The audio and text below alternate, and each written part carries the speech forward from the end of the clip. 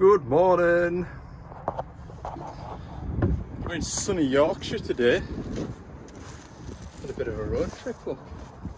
Yes, I've got this 320 here to service. A bit later in the day. What time is it? About 11 o'clock.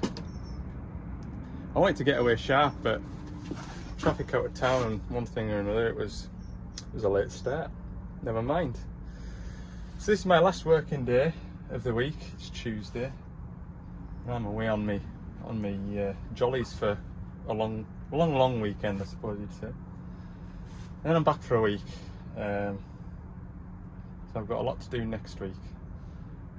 My van's going into a Mercedes this evening, hopefully, if I get back up the road in time. If not, I'll take it in tomorrow morning before I go away. So yeah, it's all go.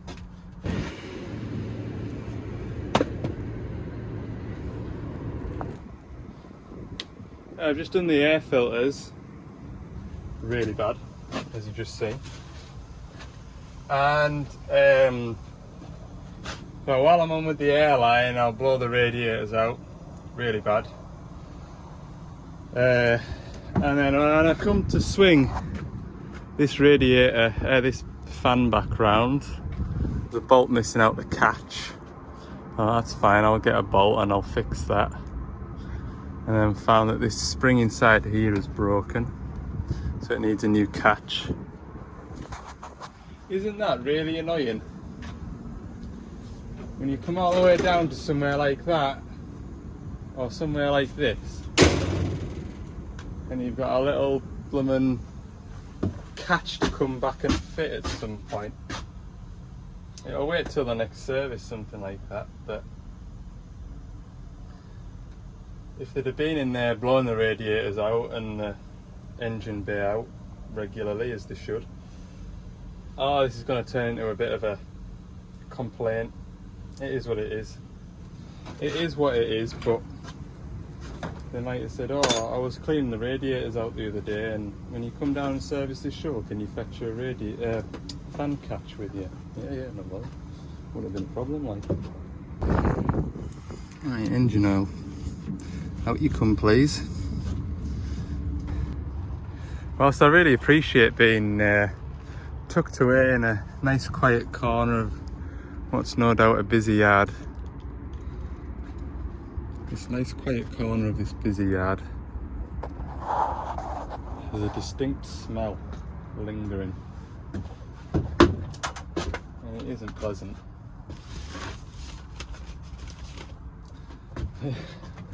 Might put that mask back on. Either that or I'll just get used to the smell.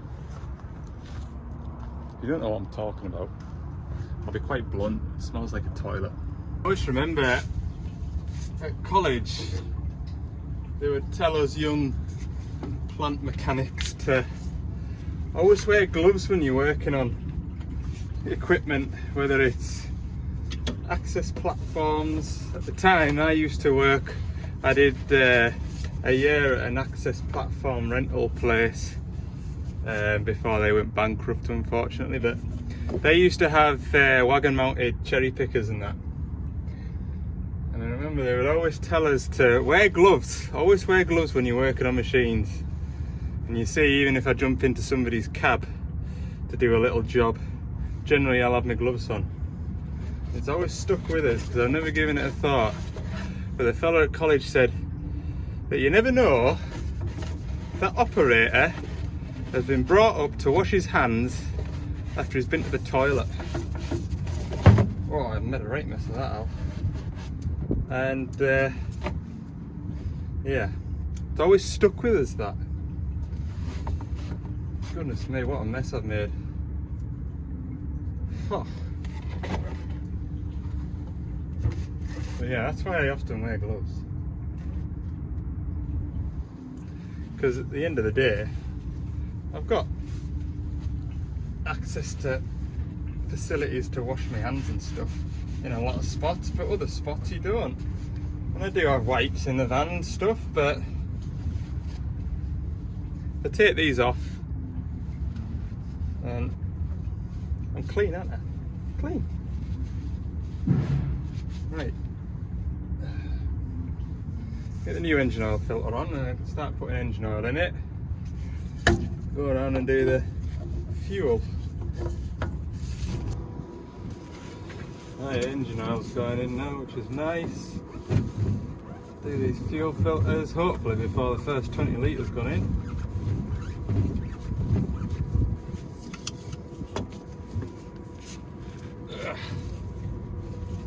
These will be ready for a change as well. Well, they look pretty clean to be fair, which is good.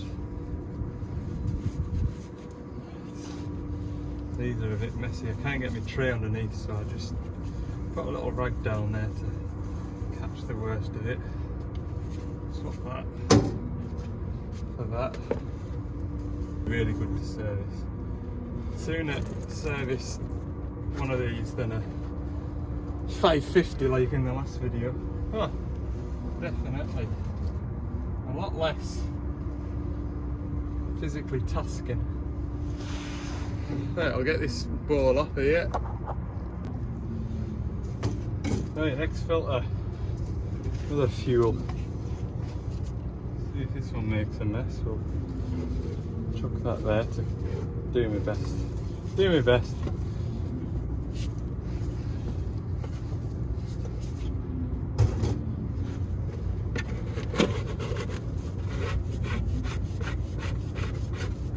I'm so ready for a break.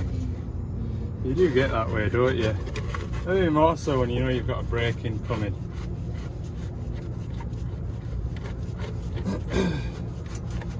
Switch the phone off tonight, divert the calls to HQ.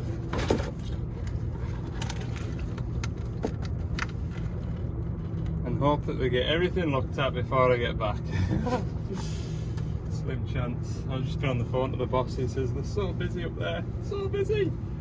I've got that radiator to go in that 382, which I've still not done yet.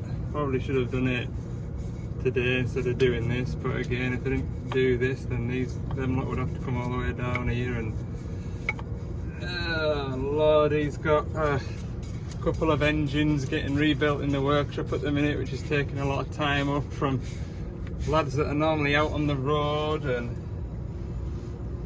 so he doesn't think he's going to be able to get anybody down to do that radiator this week while I'm off, so that job will be to do next week. As you've seen in the video, it's just a tiny little pinhole, and the topping the coolant level up, and I should have got it done last week, but then I had an ear infection, and these things just happen, don't they? They've not been on the phone saying it's developed any. I've looked at the tracker and it's racked up a few hours since I was last there, so when I get back from my hollybobs, we'll phone them lot first. Get a day booked in with them when I know what I'm doing, where I'm at. So, I'm gonna sit back up again, get some transmission oil draining, and when I come back to turn the transmission oil off, I'll take my pipe back. I'll grease this little drive shaft. Just having a nosy in here while I'm under it, making sure there's nothing looking damp, no oil leaks. When you're doing oil sampling, good practice to let the oil flow a little while before you get your sample, and you've got a good sample. That's the good practice sampling guide. Let that run a minute or two.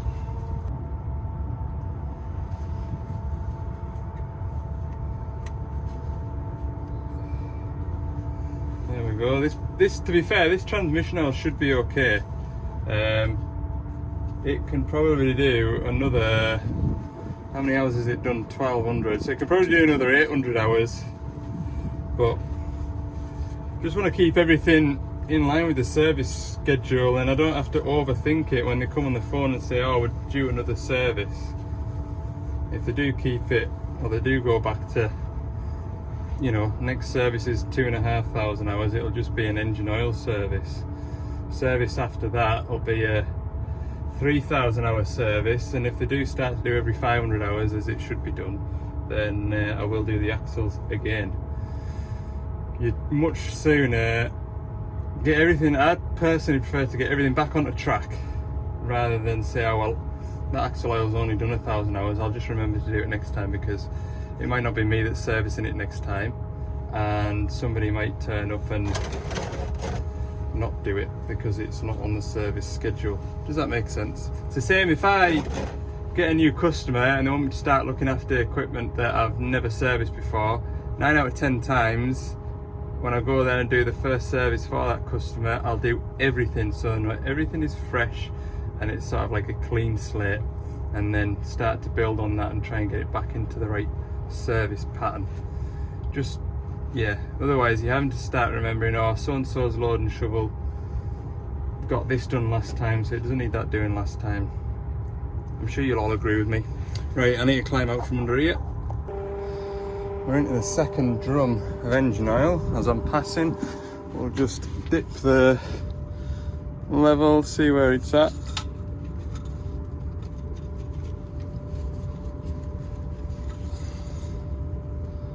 And we are still another 10 minutes away from being anywhere near, so that's fine. When these take 36 litres, I don't put the suction tube all the way in. In fact, it's nearly at the end of the suction tube. No, I'll just give it a touch more. There. So I reckon by the time that starts drawing air, it should be somewhere near. And that'll be my audible warning to go and... the audible warning is now telling me I need to put a battery into it. So that battery's pumped about 30 litres. The axle oils, it absolutely hosses axle oil through it because the axle oil's quite thin. Take that one out, put that into there.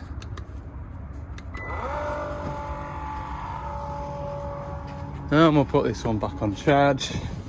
I think when you're doing a load and shovel service, a minimum of 3 batteries on a cycle charge is required. I don't think you can quite manage with just 2 batteries. Right, next job, what am I doing? Transmission oil filter. Okay, probably the worst filter on these smaller 300 models. This transmission one here. This is where you get grease all down your cheek from the steering ramp. When I would go with these, Dave got me these. Thanks, Dave. I'll tell you if they're any good. I think once you get the right, should have really put them on the new filter just to see. It shouldn't be this. It shouldn't be that tight. Oh, it is. Oh, that's not too bad. Because this filter's already had a replacement. Yeah, they're good. Thanks, Dave. Right.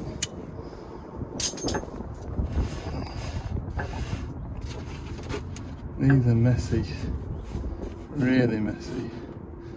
I'm just going to let that drain out for a minute or two. Just before it reaches the end of the threads. See it making a mess. Whew. Well, that went remarkably well. Normally I end up with a good glug of oil down the transmission casing. I've not got this retrieved yet, like, but that's good. It's out. New filter, please. Clean hands. This is often a tricky bit as well, getting the threads to start. Oh, there we go, straight on the threads, blipping heck. It's like I've done it before.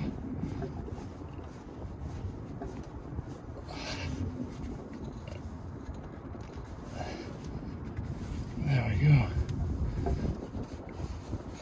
Lovely job. That's the worst bit done. Yeah, I rather like them. Something I didn't have that I didn't know I needed, but I'm glad I've got one of them. I can see them coming in handy a lot. Okay, I've only got a cab filter on this side, but I'll do cab filters at the end.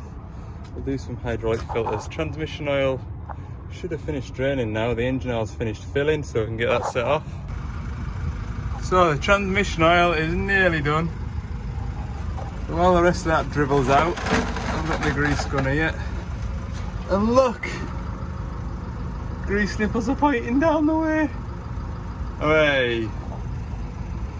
That makes me happy. Hey, I've just been on the phone to the boss, so you've not seen us.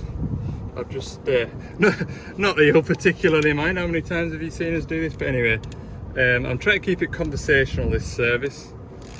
I've just done the brake pilot filter, which is in here. I've only got the hydraulic return filter and the 2 axles to drain and change. It's 1 o'clock now. I reckon I'll be an hour and a half at this. Now, the reason why you haven't seen me there doing this is my boss has been on the phone wondering if I could call into a machine on the way home from here. Now, it would be about, I reckon it'd be 2 hours away from here. So if we are away from here at 2:30, then it could be 3:30 before I get to said machine. And it's not like a major breakdown, there's a ongoing investigation into a squeaky slew ring that they need measurements and stuff off, so I'll go and try and get a look at that if we can. Like I say, I've got that radiator to do, which isn't that far away from this job either. And where the job's at, it's not out of my way to go that way home, it's a different way home. You know, it would be an alternative route suggestion, but it'll add a bit of time on. And it's not like I'm going to go there and do a real 5 hours worth of graft. It's literally just call in and get some measurements and nip away again. So it's not like a big job. So we'll see. I said I'll pencil that one in, I'll endeavour to do it. If we don't get there, we don't get there. He says that's fine. Just thought if you're on your way back. I said I'm not on my way back yet, but I might be soon. I'm getting on well. Getting on well. Right. Final filter. Apart from the cabin ones. Let all that air out of there first. We're glad to finish this, to be honest. The dusty old spot.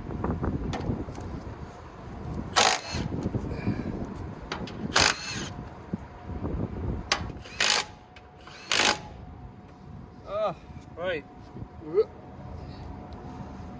Let's go back underneath. Right, I'm going to do this. And I've just had a go at trying to take this off. And I can hear my phone ringing now, brilliant. It was tight. See,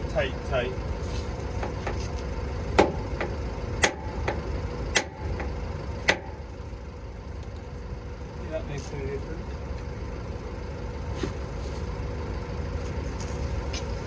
God!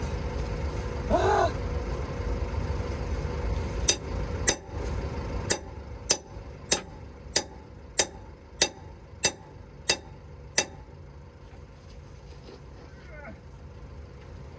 That is ridiculous. Who tightened that up? Idiot. Absolute idiot. Ugh.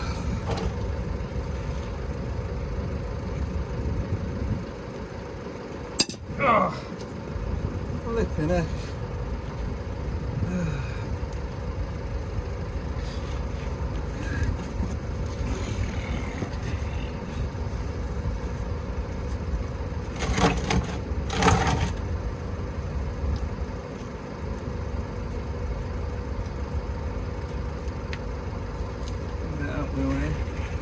Big blob of grease. Right.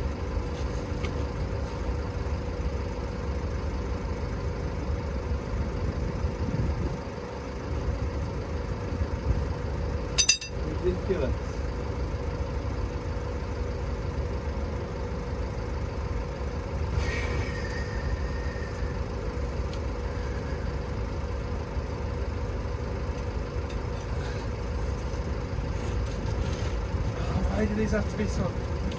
Definitely didn't tighten these up like this. Definitely didn't. That's a dangerous thing to do, that.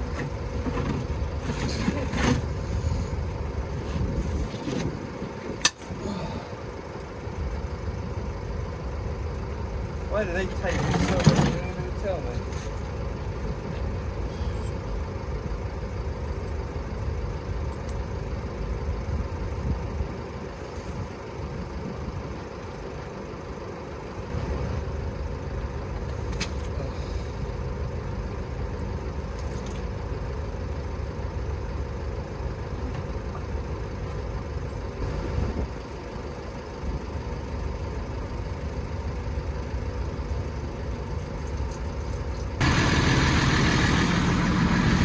Nearly there.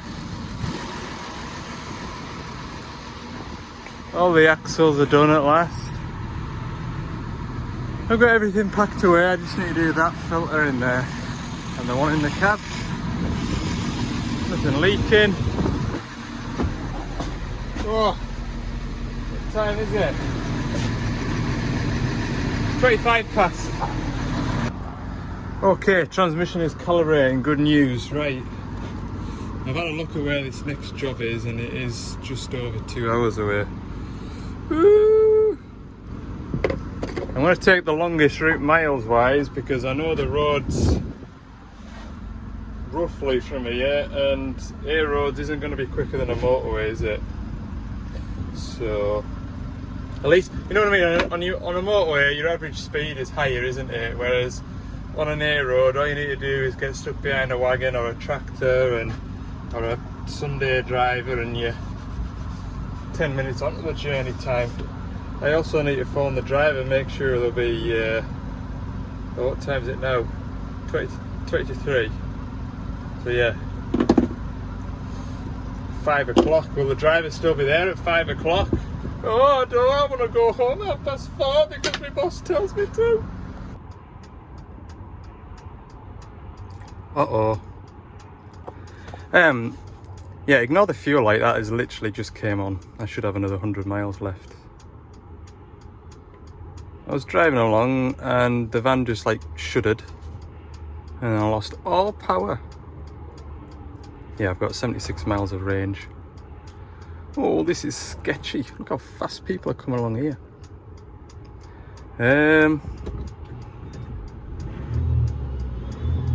think I've got a boost leak. Turbo, intercooler, something's gone. Ah! Right,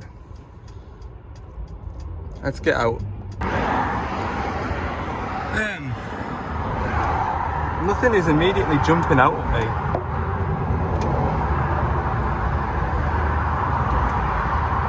It's nice and warm. There's the turbo.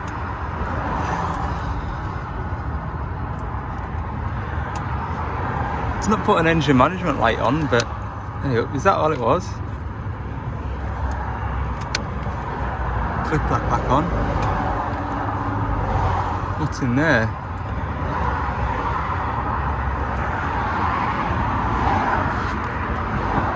That is air going in. Surely that wouldn't give me a boost problem.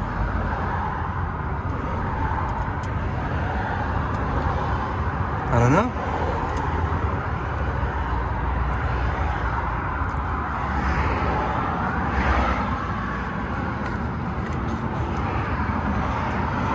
Don't know.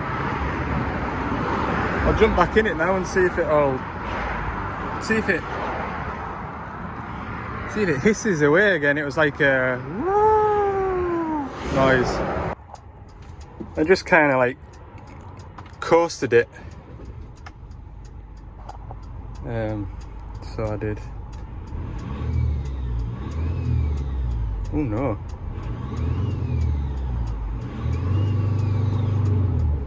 There's no smoke coming out of the van. Oh, yeah, it's stopping it from revving, look. See that?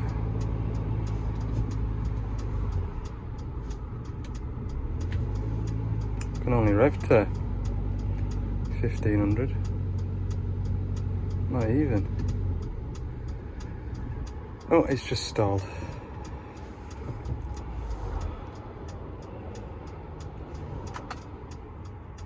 Damn it. Whoa. I think the engine's done. I've just started it and taken the engine oil filler cap off, and it just puffed a load of smoke at us.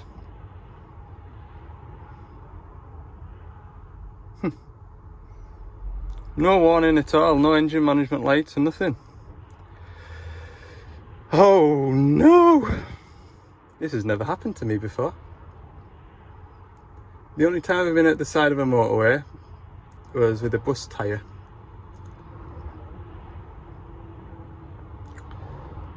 (4:20). Yeah. I don't think there's anything I can do to fix this.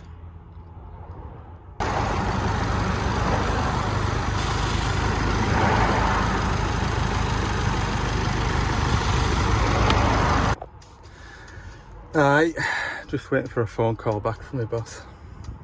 I think it's the turbo. I don't think the engine's bad, because the engine starts, runs, ticks over, there's no unusual knocking dugga noise.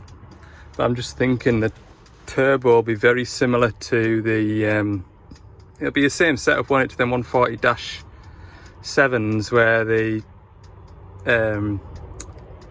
breather pipe goes onto the turbo as well. So if the turbo's gone, the turbo will be pressurizing the rocker cover, and so when I take the engine oil filler cap off, that'll be where all the turbo air's coming from, I would imagine. Oh look, RAC, wait, oh! Ah, oh. Probably won't have a turbo on his van anyway. Oh, look, big digger.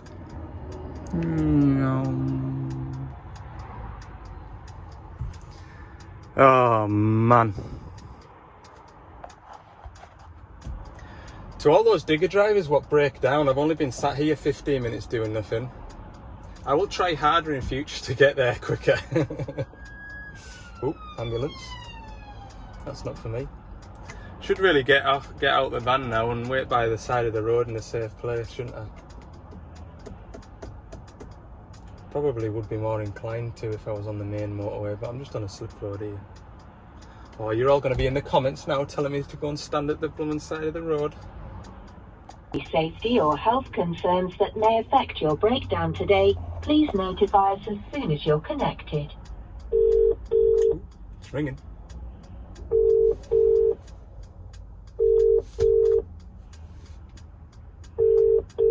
Still ringing. And your call is in the highest priority queue available. Therefore, please continue to wait on the line, as redialing would place you at the back of the queue. Thank you.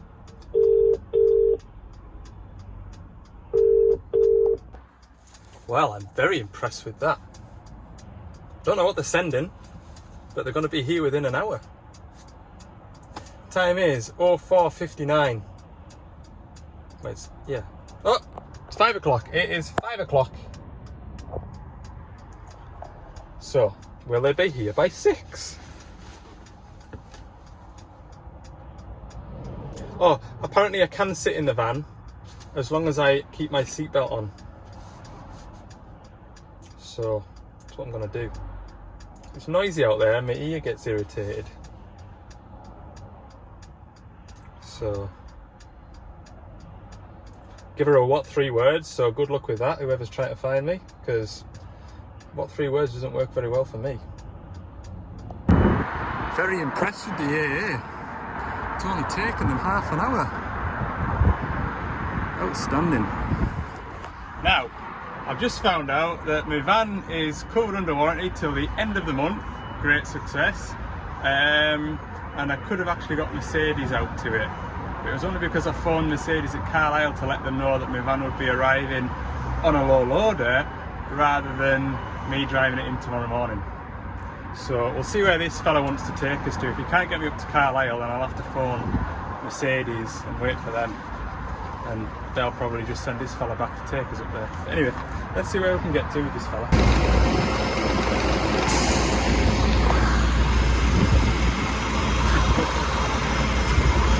Oh, man.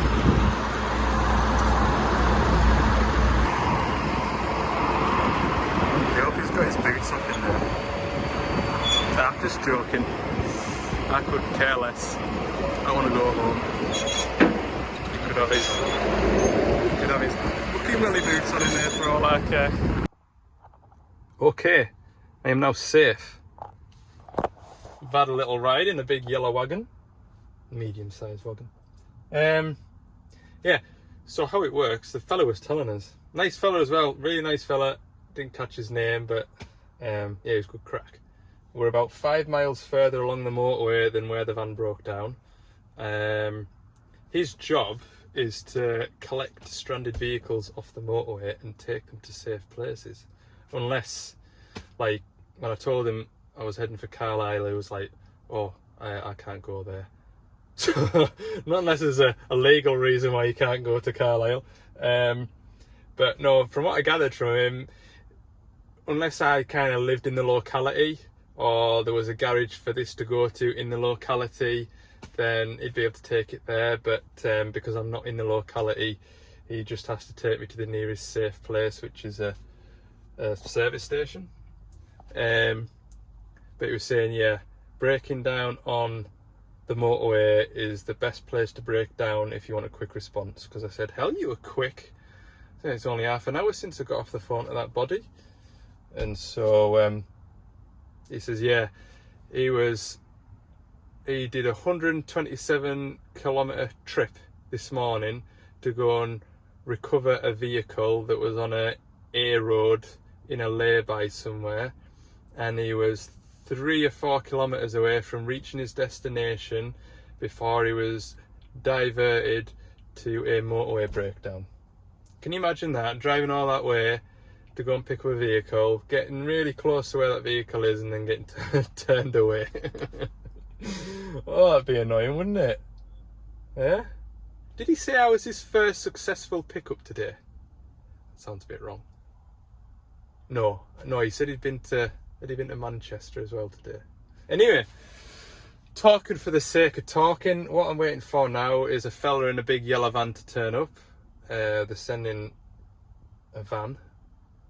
So presumably he's going to have a look at this van to see if it's repairable, and then tell me it's not, and then we'll wait for another lorry. Not unless the fella in that van is then allowed to drive to Carlisle with me in it, and this van gets collected by a third party something. Oh, that's another thing as well. If I'm in here for more than 2 hours, do I need to pay for parking? I'll have to Google that. Day 342 at a service station. That text from the AA man. An AA fella phoned me about 20 minutes ago and said, oh, I'm in the service station but I can't find you. I says, all right. I said, can you see a red wagon? Look, red wagon. Red wagon. Sat at the petrol pumps for the wagons. He says, yeah, I can, yeah. I says, well, just drive in front of it and then look at your 2 o'clock as you're about to leave the service station. You'll see me. And he says, oh, I still can't see you. I said, hold on a minute. I'll get out the van. I'll go for a walk. I'll come and find you. I said, right, I'm standing underneath the other side of this garage here is where the car petrol pumps are. So I'm standing under a great big EG Euro garages. Can you see me waving? Because I can't see you. And he goes, no, I can't see you. I says, oh, right, I see. He says, are you at Birch Services? I says, no, I don't think I am, no. He goes, oh, that explains our problem then. So I just Googled Birch Services. It's the other side of Manchester. So he says, I'll have to ring the office now and tell them that they've sent me to the wrong spot. I says, hey, don't you worry about it. It happens. It happens. So, was that a text off AA? I didn't look, did I? AA, is it AA? Oh, it is AA. Our patrol is on their way. Keep a lookout. Oh, it's a different van this time. It's a different fella. 10 to 7. Oh, another 10 minutes. Yeah. So, anyway, the fella was asking us, oh, what happened? And I told him all about it. And he says, oh, sounds expensive. I says, I know. I said, I don't think you've got a turbo in your van to fix this, have you? I think it's a turbo. I don't know. Just with the whirring noise and the... Yeah. Could be something else. Lad at HQ reckoned it could be a hole in a piston. There's all sorts of speculation about what it could be. Anyway. Yeah, I don't think a fella in a van's going to be able to get me back on the road. Not unless there's a boost pipe that I've not seen, but I don't think there is, like. There's no engine management lights, so it has to be something mechanical. So yeah, see what the man in the van says. There's an AA van just turned up over there, look. Presumably that white car is also in a safe place. Nobody's phoned me. Okay, Mr. AA has been and gone. He suspected the DPF filter was blocked, but personally I can't see it being a DPF filter being blocked because yeah, my van was running and idling for the last hour and a half of that service today, but then it's had a good hour and 20 minutes of motorway running, and it wouldn't just suddenly go bah, bah, bah, bah, bah, bah, like that, would it?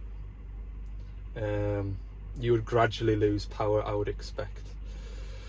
The DPF could be blocked if perhaps something oil related has gone pop and coated the DPF, SCR, DOC with oil, and then all the emissions have stuck to that and blocked the DPF. That is a thing that could be possible. He pulled out a temperature sensor to allow a hole, to allow exhaust gas to come out when I started it. And what happened then? Nothing really. There was a strong smell. It did smell diesely. So could be an injector gone, put a hole in the piston. I don't know. Anyway, he's ordered me a wagon. I wonder if he needs I wonder if he needs a back load. But I think they're quite local, aren't they?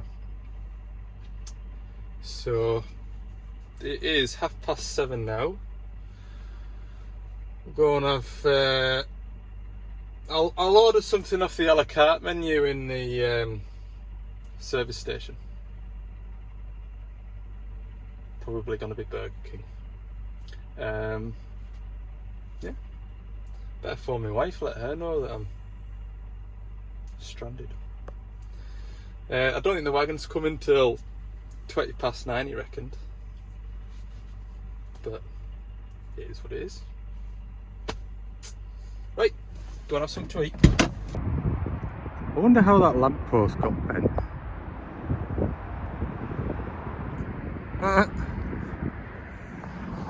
Update for you, it is after 9 o'clock now.